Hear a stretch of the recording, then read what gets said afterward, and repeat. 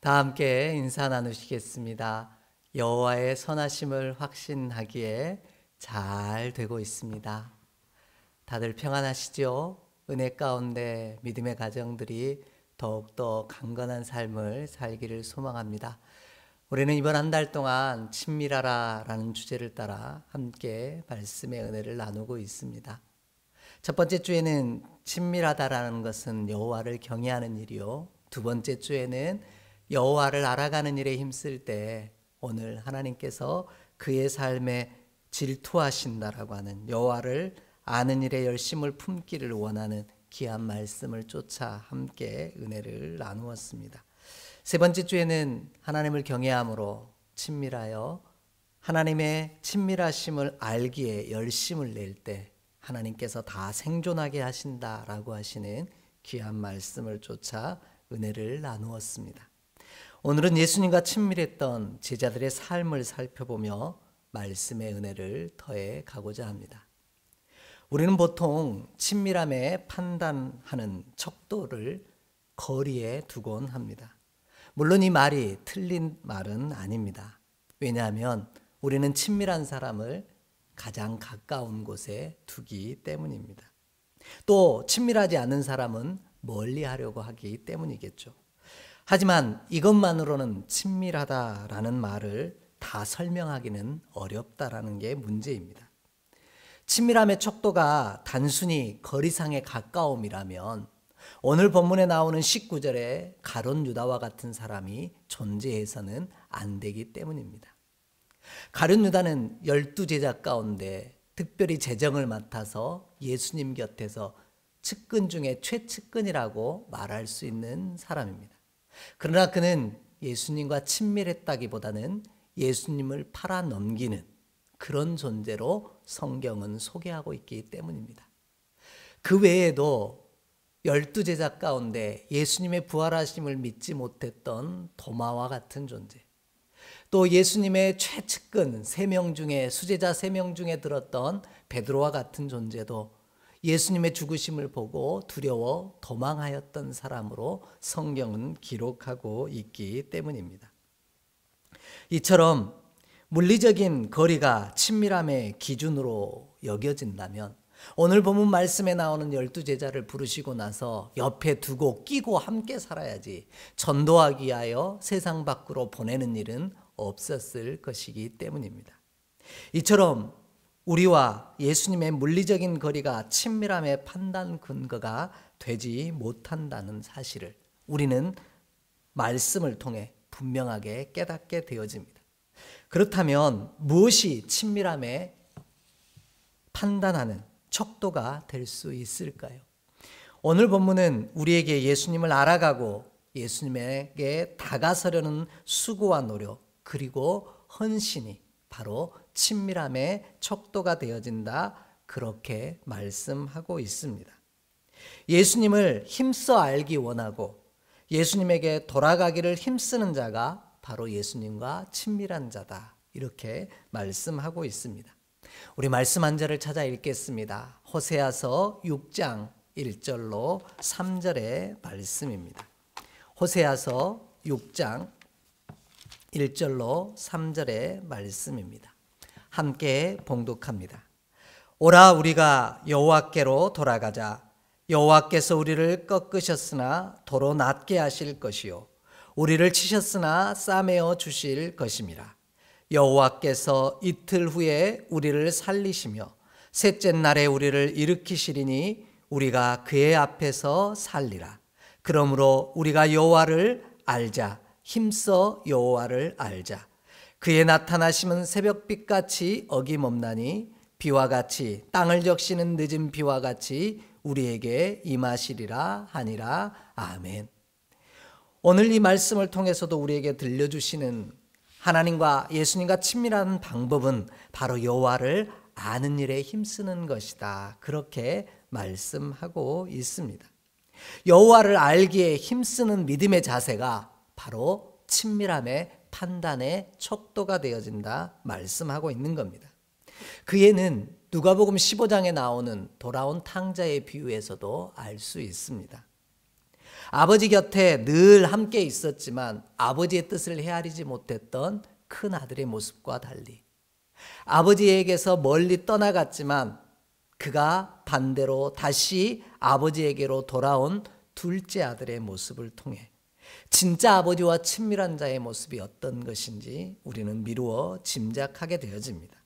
그러므로 우리는 하나님에게 가까이 다가서려고 하는 수없는 수고와 노력, 그리고 하나님을 아는 일에 힘쓰는 자가 되기를 간절히 원합니다. 그럴 때 우리는 하나님과 친밀한 관계 속에 머무는 믿음의 귀한 종이 되어질 줄 확신합니다. 우리는 지금 코로나19 바이러스라고 하는 전 세계적 재앙으로 말미암아 사회적 거리두기라는 이름으로 하나님의 성전을 가까이 할 수 없는 아주 특수한 상황 가운데 놓여 있습니다. 우리와 성전의 거리가 물리적으로 멀다 하여 하나님과 친밀하지 않는 것이 아니라 우리가 하나님을 알아가고 하나님에게 가까이 다가서려는 수고와 노력을 포기하지 아니할 때 저와 여러분은 하나님과 친밀한 관계 속에 머물러 있는 자가 되어질 줄 확신합니다. 반대로 상황이 이렇기에 하나님과 거리가 물리적으로 떨어져 있기에 주의 성전과 멀리 떨어져 있기에 내가 하나님을 아는 일과 기도하며 하나님을 찾는 일에 소홀히 하고 있다면 이것이 오늘 저와 여러분의 삶에 하나님에게서 친밀하지 않는 멀어지는 이유가 된다는 사실을 분명히 기억하는 우리 모두가 되기를 간절히 원합니다. 오늘 본문은 이와 같은 사실을 우리 가운데 가르쳐주고 계십니다. 먼저 예수님은 자기가 원하는 자들을 부르신다 이렇게 말씀하십니다. 오늘 본문 13절 말씀 함께 읽겠습니다. 13절 말씀입니다. 또 산에 오르사 자기가 원하는 자들을 부르시니 나아온지라. 아멘. 이렇게 말씀합니다. 예수님은 원하지 아니하시는 자를 부르신 적이 없습니다. 예수님은 언제나 원하시는 자를 부르십니다. 아이들이 자신의 생일날 친구들을 초청하는 모습을, 초대하는 모습을 보면 금방 알 수 있습니다. 자기하고 친하다고 여겨지는 친구들만 골라서 자기가 원하는 친구들을 부르게 되어 있습니다. 예수님도 마찬가지이셨습니다. 당신이 원하는 자들을 부르신다라고 오늘 분명하게 13절에 말씀하고 계십니다. 그렇지 않는다면 오늘 말씀 속에서 원하는 자들이 아닌 모든 사람을 부르셨다 이렇게 말씀하셨을 겁니다. 그러나 우리가 기억해야 할 것은 예수님은 원하는 사람을 불렀지만 모든 사람을 원하셨다라는 사실을 기억하기를 원합니다. 그렇지 않았다면 예수님은 당신을 팔 자인 유다를, 가룟 유다를 절대로 부르지 않았어야 하기 때문입니다. 예수님은 자신을 팔아넘길 가룟 유다마저도 원하셔서 제자로 부르셨습니다. 이처럼 예수님은 우리를 모두를 부르시고 찾으십니다. 우리 모두를 원하시고 계십니다. 예수님은 당신에게 나오는 자들을 우리처럼 가리지 아니하십니다. 모든 사람에게 열려 있으십니다. 우리는 열둘이라고 하는 사람만을 부르셨다라고 생각합니다. 하지만 12제자는 예수님의 제자로서의 대표성을 지닐 뿐입니다. 예수님은 우리 모두를 제자 삼기를 원하셨다라는 겁니다. 예수님은 천국잔치를 벌려놓으시고도 우리 모두를 초청하셨다라고 분명하게 말씀하고 계시기 때문입니다. 요한계시록 22장 17절은 이와 같은 사실을 조금 더 분명하게 말씀하고 계십니다. 우리 함께 좀 찾아 읽겠습니다. 요한계시록 22장 17절의 말씀입니다. 요한계시록 22장 17절 말씀입니다. 함께 읽습니다. 성령과 신부가 말씀하시기를 오라 하시는도다. 듣는 자도 오라 할 것이요 목마른 자도 올 것이요 또 원하는 자는 값없이 생명수를 받으라 하시더라. 아멘. 이렇게 말씀합니다. 우리 하나님께서는 우리 모두를 원하십니다.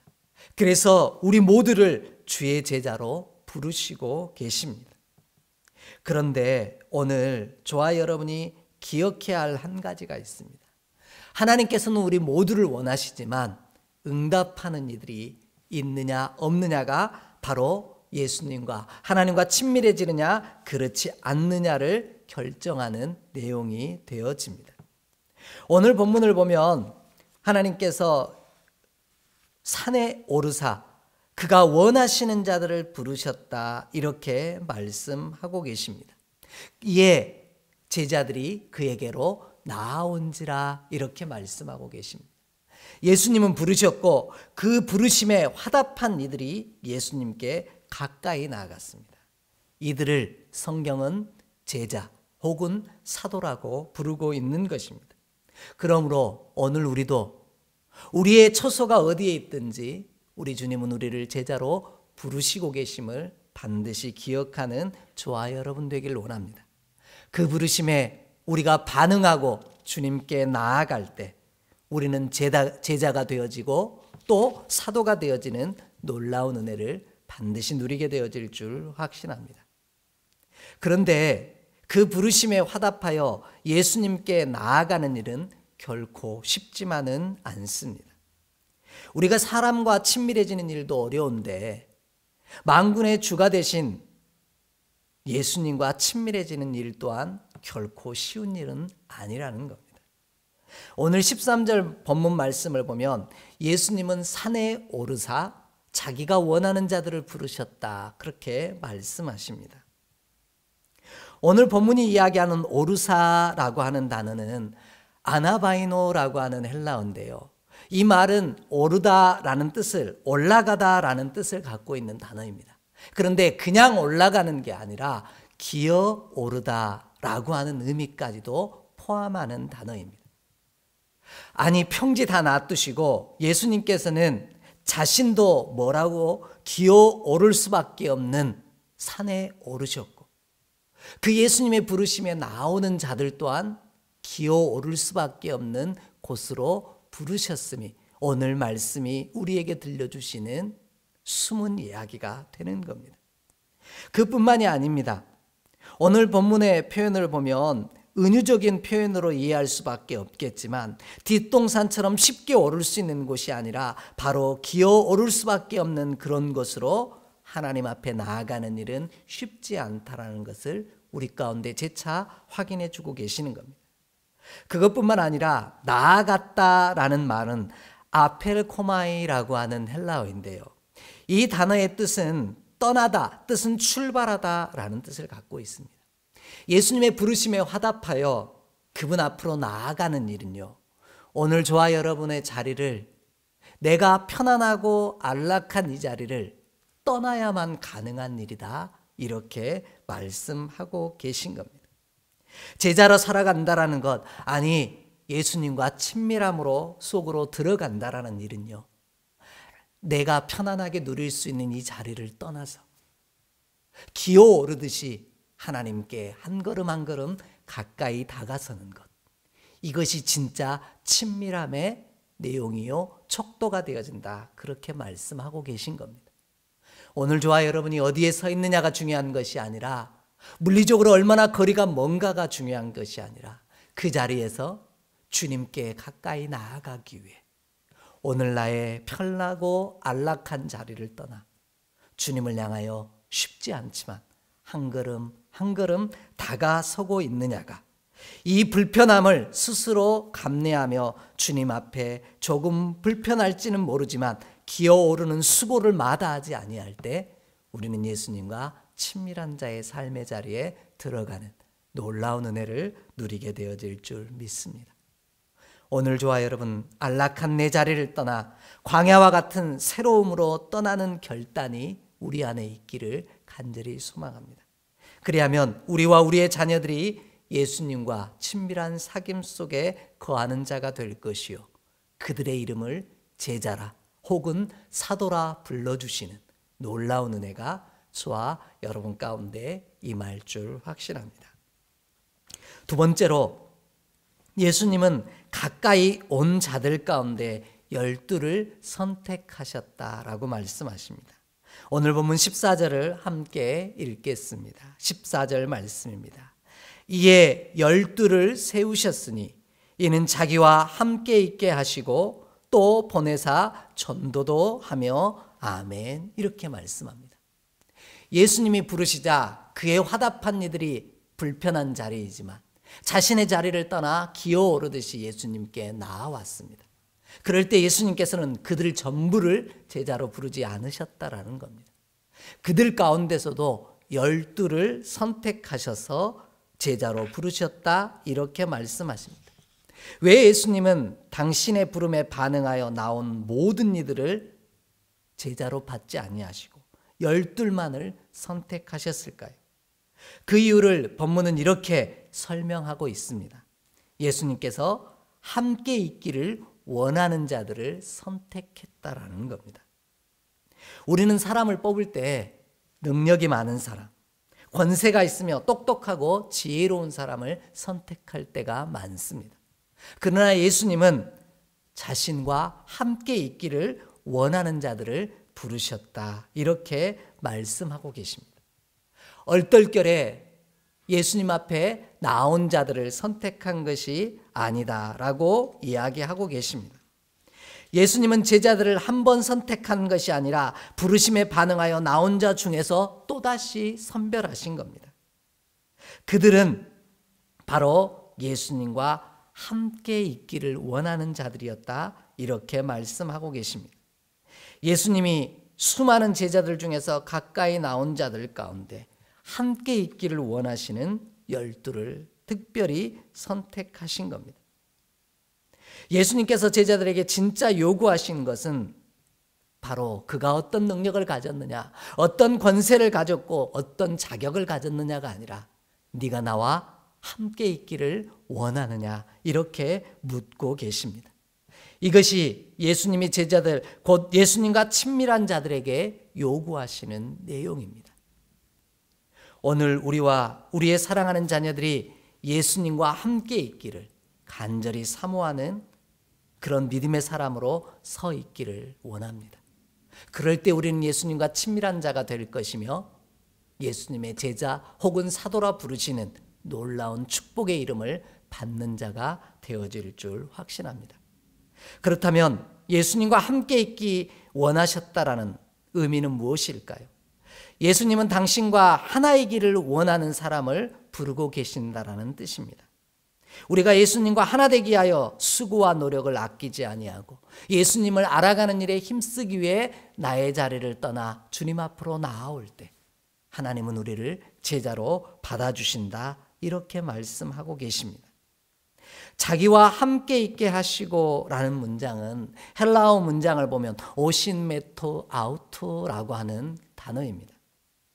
이 단어를 하나하나 분리를 좀 해봐야 합니다. 오신이라고 하는 단어는 에이미의 3인칭 복수 형태를 사용하고 있습니다. 그런데 에이미라는 단어가 뭐냐면 나는 존재한다, 나는 있다, 이런 뜻이죠. 두 번째로 메트라고 하는 단어는요, 메타라고 하는 단어의 소유격인데 이거는 부속물을 이야기하는 겁니다. 그러니까 누구의 소유, 누구의 부속물로 붙어있는 상태를 이야기하고요. 아우투라고 하는 단어는 아우토스의 3인칭 단수입니다. 그러니까 예수님을 상징하는 말이죠. 그러므로 예수님의 부속물로 존재하는 사람, 예수님의 떨어질래야 떨어질 수 없는 그런 하나의 몸으로 존재할 수 있는 사람을 예수님께서는 원하셨다, 그들을 제자라고 부르셨다, 이렇게 말씀하고 계십니다. 마치 열리지와 같은 것이죠. 우리가 알고 있는 열리지 무엇입니까? 두 개의 나무가 시작되었지만 그 두 개의 나무가 하나가 되어서 마치 하나의 나무로 서로 붙어 하나가 되는 것, 나무의 결이 하나가 되어지는 것을 열리지라고 이야기합니다. 오늘 저와 여러분 각자가 처한 초소와 예수님과 주의 성령과 물리적 거리는 멀리 떨어져 있을지 모릅니다. 그러나 우리가 하나님과 하나이기를 원하며 예수님을 알아가기를 힘쓰며 그와 함께 내가 머문 자리에 있기를 소망할 때 저와 여러분은 제자요 주님과 가장 친밀한 자가 되어진다는 사실을 반드시 기억하기를 원합니다.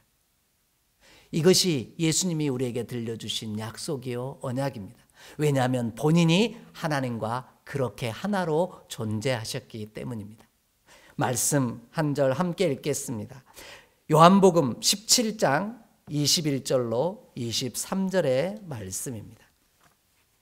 요한복음 17장 21절로 23절 함께 읽겠습니다.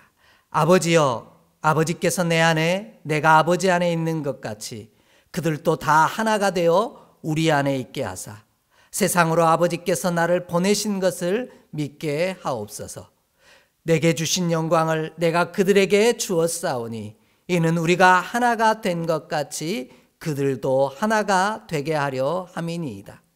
곧 내가 그들 안에 있고 아버지께서 내 안에 계시어 그들로 온전함을 이루어 하나가 되게 하려 함은 아버지께서 나를 보내신 것과 또 나를 사랑하심 같이 그들도 사랑하신 것을 세상으로 알게 하려 하심이로소이다. 아멘. 이렇게 말씀합니다. 예수님이 하나님과 하나이듯이 비록 떨어져 있었지만 하나이었던 것처럼 예수님은 그의 제자들과 하나이기를 원하셨습니다. 바로 우리들과 하나이기를 원하셨다라는 겁니다.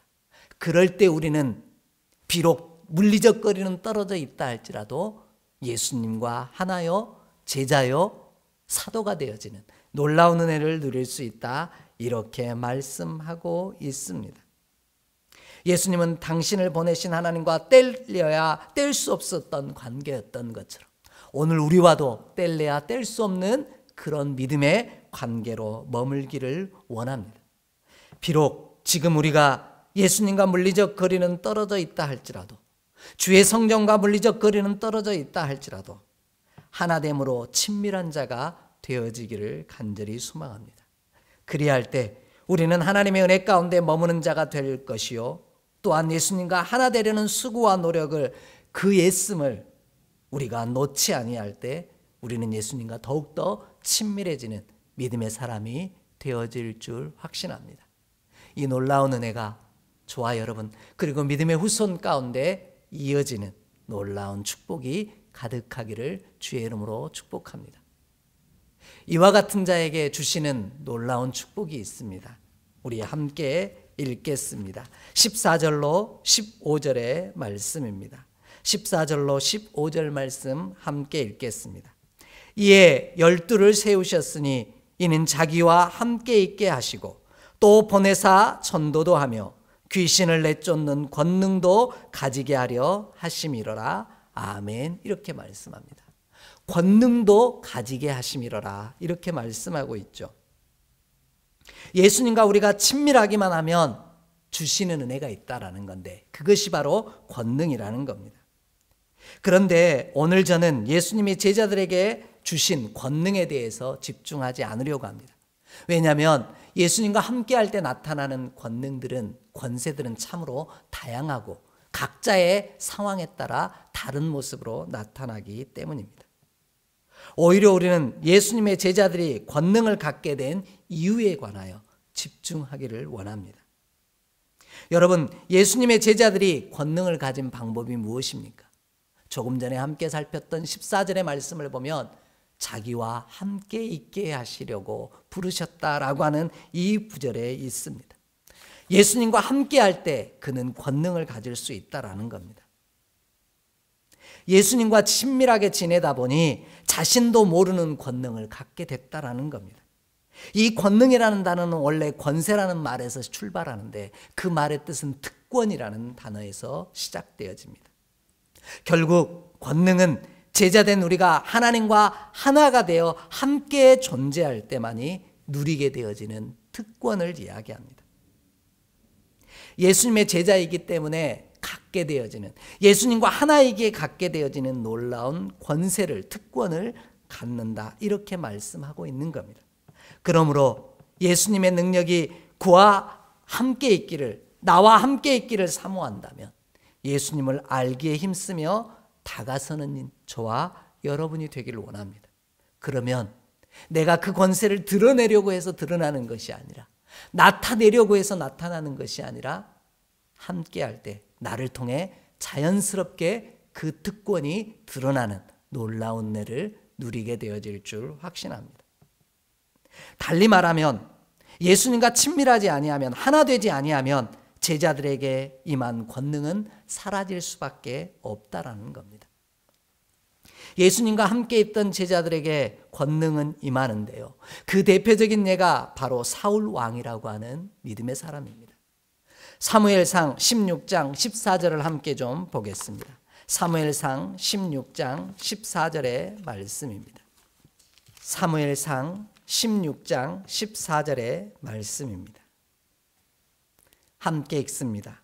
여호와의 영이 사울에게서 떠나고 여호와께서 부리시는 악령이 그를 번뇌하게 한지라. 아멘. 이렇게 말씀합니다. 사울 왕에게 하나님의 능력이 머물 때도 사울은 사울이었습니다.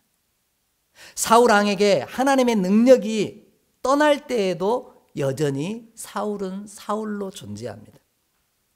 이 말은 사울에게 능력은 사울 왕에게 있는 것이 아니라 사울 왕과는 아무 상관없다라는 뜻을 되어집니다. 능력 있는 사울 왕과 아무 능력 없는 사울 왕의 차이는 하나님이 그와 함께 하셨느냐 그렇지 않느냐의 차이일 뿐입니다. 이처럼 우리는 내가 누구인지에 집중합니다. 하지만 하나님은 내가 누구인가가 중요한 것이 아니라 내가 지금 누구와 함께 있느냐에 더 집중하십니다. 그래서 우리는 여행을 다녀보아도 어디를 갔느냐보다 누구와 갔느냐가 우리 기억 속에 더 많이 오래 남아있는 이유가 여기 있습니다. 그러므로 오늘 우리는 내가 누구인지 묻기보다 내가 지금 누구와 함께 있는지를 먼저 묻는 자 되기를 원합니다. 우리가 가진 역할이 무엇이냐에 집중하기보다 하나님과 관계에 더 집중하는 저와 여러분이 되어지기를 간절히 원합니다. 내가 어떤 능력을 갖고 있느냐에 집중하기보다 내가 지금 누구와 하나 되었는지에 더 집중하는 우리 모두가 되기를 원합니다. 우리가 하나님과 하나 되는 일을, 하나님과 함께 머무는 일을 힘쓰고 애쓰고 노력하고 있다면 오늘 우리 안에 하나님의 능력이 머무는, 하나님의 주신 특권을 누리게 되어지는 놀라운 역사가 저와 여러분 가운데 반드시 임할 줄 믿습니다. 예수님의 12제자 중에 가장 가까이 있었지만 정작 가장 멀리 있었던 가룟 유다처럼 저와 여러분도 예수님을 파는 자가 되지 않기를 원한다면, 아니 예수님이 함께 하심의 특권과 능력이 내 안에 머물기를 원한다면 이 믿음의 거리가 하나됨의 모든 순간이 깨어지지 않도록 더욱더 주님 앞에 가까이 나아가는 기어오르는 수고와 내 안락한 자리를 떠나 주님께 더 가까이 나아가는 수고를 마다하지 않는 저와 여러분 되기를 주의 이름으로 축복합니다. 그리할 때 우리 삶에 내가 알지 못하는 하나님과 함께함의 놀라운 특권과 권세가 나를 통해 내 사랑하는 자녀와 우리 몸된 교회와 우리의 가정을 통해 반드시 나타나게 하실 줄 믿습니다. 내가 굳이 드러내려 하지 아니하여도 내가 하나님과 가까이 가려고 하나 되려고 수고하며 노력함으로 다가설 때 그 놀라운 역사가 나를 통해 흘러가게 하실 줄 믿습니다. 이 귀한 은총이 비록 물리적거리는 멀리 떨어져 있는 우리의 삶이지만 우리가 그한 초소에서 하나님께 더욱더 가까이 다가서려고 노력하는, 하나 되려고 힘쓰고 수고하는 우리 모두 가운데 동일하게 임하는 놀라운 은혜가 있기를 주의 이름으로 간절히 축복합니다. 함께 기도하겠습니다. 하나님, 오늘도 나의 편안하고 안락한 자리를 떠나 주님과 하나 되기 위하여 주님을 더 알아가기를 힘쓰며 애쓰고 기어오르는 믿음의 수고를 간직하게 하시니 감사합니다. 이 수고가 우리 삶의 놀라운 특권과 권세로 나타나게 하여 주시옵시고 함께 하심의 증거가 우리 삶을 통하여 친히 나타나는 귀한 역사 이루게 하여 주시옵소서. 우리 주 예수 그리스도께서 나와 함께하고 계심의 놀라운 증거들이 우리 삶을 통하여 친히 보여지는 귀한 은혜를 누리게 하여 주시옵소서. 우리 주 예수 그리스도 이름으로 축복하며 기도하옵나이다. 아멘.